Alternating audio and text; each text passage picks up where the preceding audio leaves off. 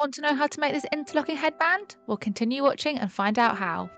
For this, all you will need is one ball of chunky yarn and an 8mm hook.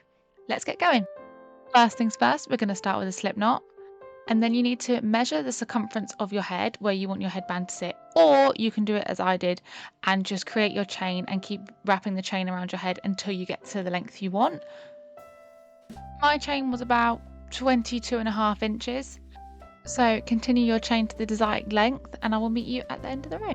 Once your chain is at the desired length, what we're going to do is we're going to do a half double crochet into the second chain from the hook, and we're only going to do back loops only, and for this whole project is going to be back loops only from now on.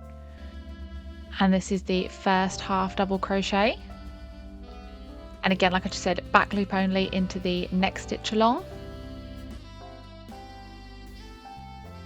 And then another half double crochet, and you're going to continue this into every stitch along the row, so carry on and I will meet you at the end of the row.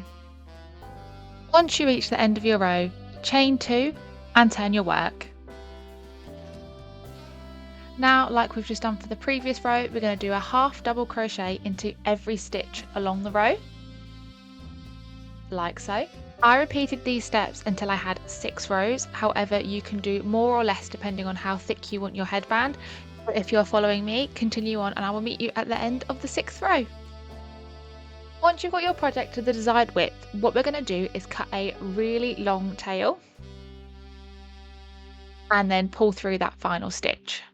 And the tail needs to be long because this is what we're going to use to tie the two ends together. And this is where we're going to give the headband that interlocking look.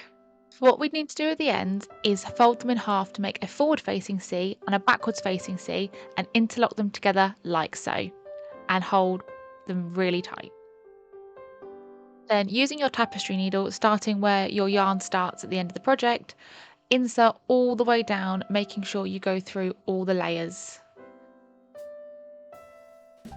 Like so, keeping hold of that 2C shape and pull it really tight.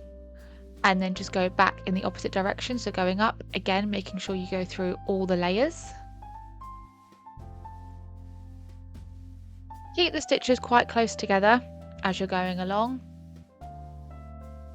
Don't forget to keep your project in place and pulling the yarn really tight each time you go through.